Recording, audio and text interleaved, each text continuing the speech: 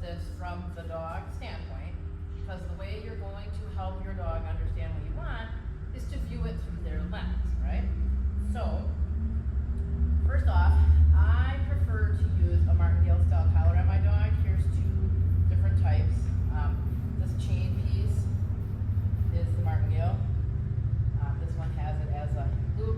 I think sometimes they're called half checks or limited slip or whatever. But when it's fitted properly, it can slide over your dog's head, and those clips close up right behind the head so your dog can't actually back out of it easily. So this is my favorite leash or collar. My favorite collar to use for walking my dog, because I like that they can't easily get out of it. They don't wear them. They just get put on and off for walking, so my leash is always attached to it. I keep a couple extras in my vehicle just in case, whatever. It's my preference over a buckle style or quick release collar. All right, so a few things here. I want my dog to learn to walk on a loose leash, which means it should be loose, right? And I'm going to allow my dog, good girl, to have enough leash that it is actually loose. I'm not holding it tight because I want her to understand it's loose. So what I want my dog to understand is that she is not feeling all this pressure from me holding it tight all the time, okay? So that means you have to allow your dog enough leash so they can actually have it loose. If I'm holding it, this tight because I'm holding her alongside me, this pressure is what she gets used to. So whether I give her this much leash or this much leash, she's going to walk to that pressure. They may continue to pull. Some dogs will just walk to that pressure point and just keep that consistent pressure, but I don't want it at all. I want this leash. I want the leash hanging loose at all times, right? Now, I don't give the dog the whole leash. I think this probably started out as a 6-foot leash, might be a little longer now, but if I let her have the whole leash, that gives her a lot of momentum. By the time you add my arm in, she could be 10 feet out. We don't need that much either. I just tend to take my leash and I hold it low. I usually just put it over my finger, close my hand around it. I have really good control that way, all right? Now, the other thing is I am going to use some rewards to get my dog moving with me. And when I first start doing this, I'm actually walking backwards, right? And I want my dog moving with me, okay? So I'm walking backwards because my dog is going to follow me as I go. So if my dog were not to be paying close attention to me, I'd probably have more treats. If my dog's doing pretty good, I can use a little less treats. You have to use the amount of treats you need to use to keep your dog moving with you, right? So they're not distracted and everything.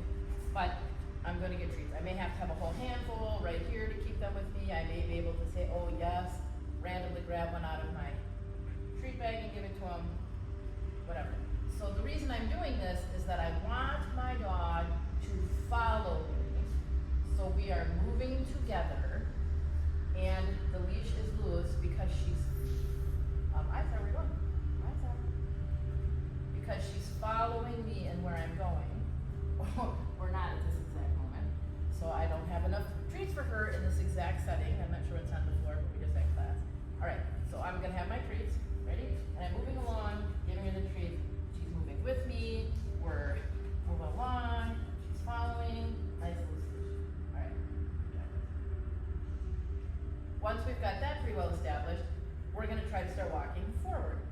Now, how you set yourself up is going to be how you set yourself up, basically. You want your dog, left side or right side, I don't care. You need to figure out that side, and then you're going to put your leash in the opposite hand. So I want her on my left. I'm going to have my leash in my right hand, and then I am able to give her treats from my left hand where I want her to be. I want her here, okay? So I can give her treats here for being alongside me, right? So you can practice this with your dog, get him on a leash, get him all set up, get your treats, your leash And just work on giving them treats in the position you'd like them to be without even moving, all right? Now the problem when you do it the other way is now I have my leash in my left hand because my dog's on my left side, and my treats are over here. So trying to get them to my dog either is going to lead my dog in front of me, it's going to teach them to be walking farther up here because I'm constantly trying to get them treats, or I'm doing this weird, crazy, trying to move body language that you just don't need to be doing, all right? So, the idea is, and again, we're gonna assume the dog can't walk on a leash very well yet, so I'm gonna get some treats in my left hand, my leash is on my right hand, and I'm walking, yes. And every couple of steps, I'm just gonna give her a treat because she is moving with me, right? So as long as she's moving with me, I'm gonna give her treats. And we're walking along, we're where we should be, walking along. Yep, I gave isolate one with my right hand, but I'm not actually working with her at the moment. She's probably a nice, so we're good. Ready?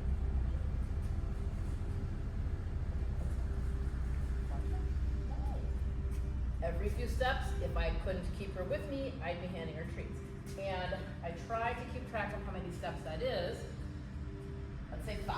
Every 5 steps, I'm gonna put a treat in her mouth. Every 5 steps, I'm gonna put a treat in her mouth.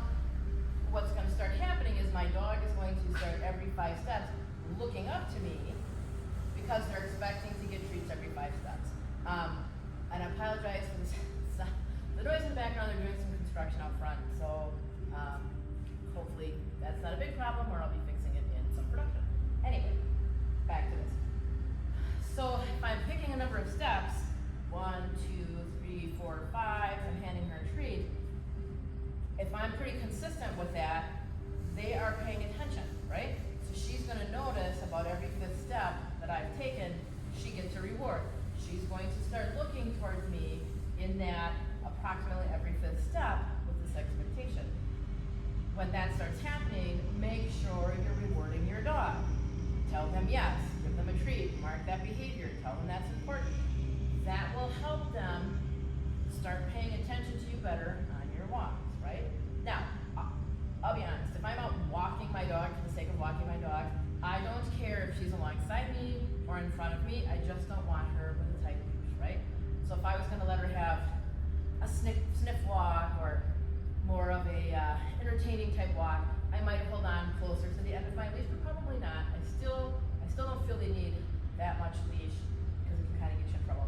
So I'm still gonna hold it about here and allow her to walk. And again, all I want is slack. I don't want any pressure on the leash. So work on helping your dog understand the leash, the collar is on, but the collar is not tight on their body. It's not applying pressure. It's loose. Same thing with a harness. If the harness is on, it shouldn't be tight. It should just be on them, right? And stand still with your dog and just practice giving them some reward for being in this position. Do little amounts of walking, reward all that loose leash so they can.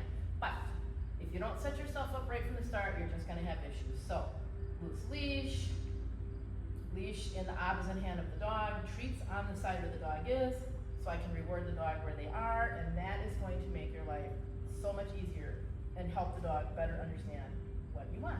So that's today's quickie on introducing your dog to loose leash walking.